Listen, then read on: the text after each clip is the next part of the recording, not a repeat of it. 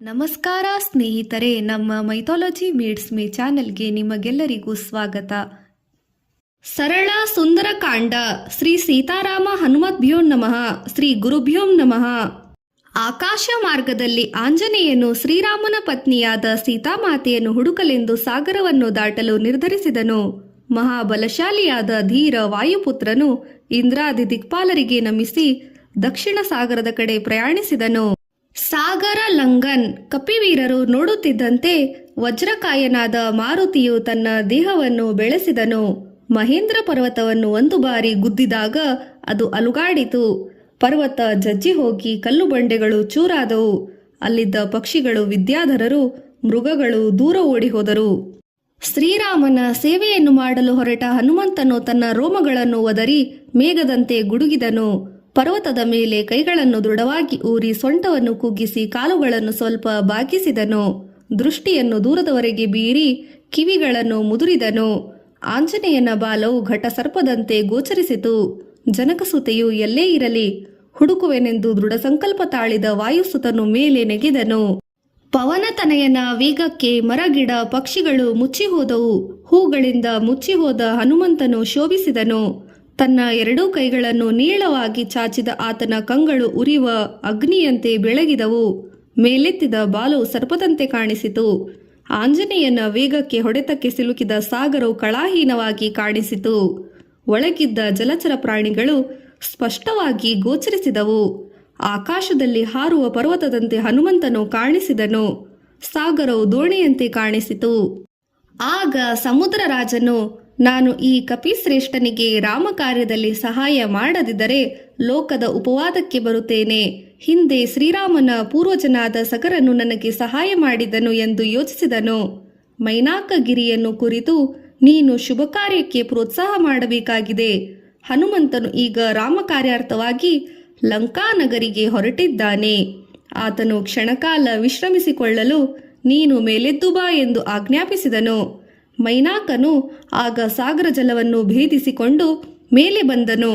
ಮೈನಾಕಗಿರಿಯ ಶಿಖರಗಳು ಹೊಳೆದವು. ಹನುಮಂತನು ಇದ್ದಕ್ಕಿದ್ದಂತೆ ತನ್ನ ಮಾರ್ಗಕ್ಕೆ ಅಡ್ಡವಾಗಿ ಬಂದ ಬೆಟ್ಟವನ್ನು ನೋಡಿ ತನ್ನ ಎದೆಯಿಂದ ಅಪ್ಪಳಿಸಿದನು.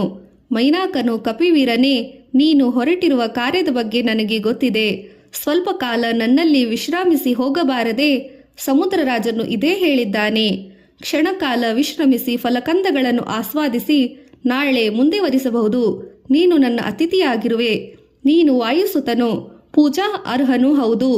ಹಿಂದೆ ನಿನ್ನ ತಂದೆ ದೇವೇಂದ್ರನಿಂದ ನನ್ನನ್ನು ರಕ್ಷಿಸಿ ರೆಕ್ಕೆಗಳನ್ನುಳಿಸಿದ. ಈ ಸ್ವಲ್ಪ ಕೃತಜ್ಞತೆ ಬೇಡವೇ ಎಂದು ಪ್ರಾರ್ಥಿಸಿದನು. ಆಂಜನೇಯನು, ಮೈನಾಕನೇ, ನನಗೆ ತಡವಾಗಿದೆ. ನಿನ್ನ ಮಾತಿನಿಂದ ತುಷ್ಟನಾಗಿರುವೆ.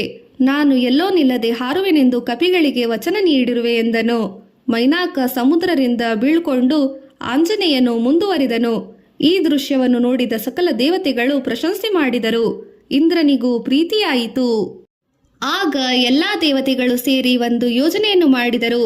ನಾಗಮಾತೆಯಾದ ಸರಸೆಯನ್ನು ಕರೆದು ಹನುಮಂತನ ಪರಾಕ್ರಮವನ್ನು ಪರೀಕ್ಷಿಸಲು ಹೇಳಿದರು. ಅವಳು ಭೀಕರ ರೂಪ ತಾಳಿ ಹನುಮಂತನನ್ನು ಅಡ್ಡಗಟ್ಟಿ ನನ್ನ ಬಾಯನ್ನು ಪ್ರವೇಶಿಸು ಎಂದಳು.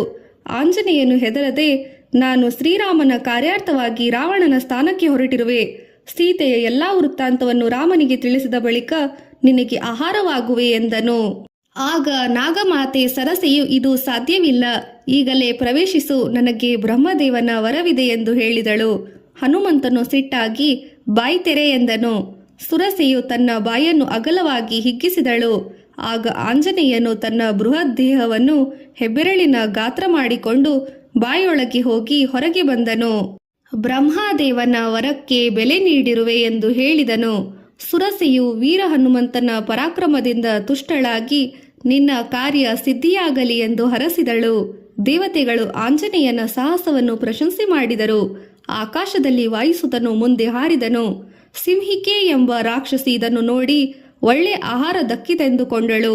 ಬ್ರಹ್ಮನ ವರದಿಂದ ಅವಳು ತನ್ನ ನೆರಳನ್ನು ಚಾಚಿ ಆತನನ್ನು ಹಿಡಿದೆಳೆದಳು. ಸುಗ್ರೀವನಿಂದ ಹನುಮಂತನಿಗೆ ಈ ವಿಚಾರ ತಿಳಿದಿತ್ತು. ತಕ್ಷಣ ತನ್ನ ದೇಹವನ್ನು ಹಿಗ್ಗಿಸಿ ಚೂಪಾದ ಉಗುರುಗಳಿಂದ ಅವಳನ್ನು ಸೀಳಿ ಮುಂದೆ ಹಾರಿದನು. ಮೊತ್ತೇ ಮೊದಲಾದ ಗಾತ್ರದ ರೂಪವನ್ನೇ ತಾಳಿದನು. ಹನುಮಂತನು ತನ್ನ ಸಹಜ ರೂಪವನ್ನು ತಾಳಿ ಹೀಗೆ 100 ಯೋಜನೆಗಳಷ್ಟು ದೂರ ಹಾರಿದನು. ಆಗ ಆತನಿಗೆ ಮಲೆ ಪರ್ವತ ಗೋಚರಿಸಿತು.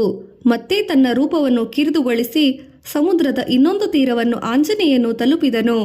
ಮಹಾಬಲಿಯು ಆಗ ತ್ರಿಕೂಟ ಪರ್ವತದ ಮೇಲಿದ್ದ ಲಂಕಾನಗರವನ್ನು ನೋಡಿದನು. ಆ ಪರ್ವತವನ್ನು ಮುಟ್ಟಿದಾಗ ಅಲ್ಲಿನ ಹೂಗಳು ಅವನ ಮೇಲೆ ಉದುರಿ ಸುಂದರವಾಗಿ ಕಂಗೊಳಿಸಿದವು. ಆತನಿಗೆ ಸ್ವಲ್ಪವೂ ದಣಿವಾಗಿರಲಿಲ್ಲ.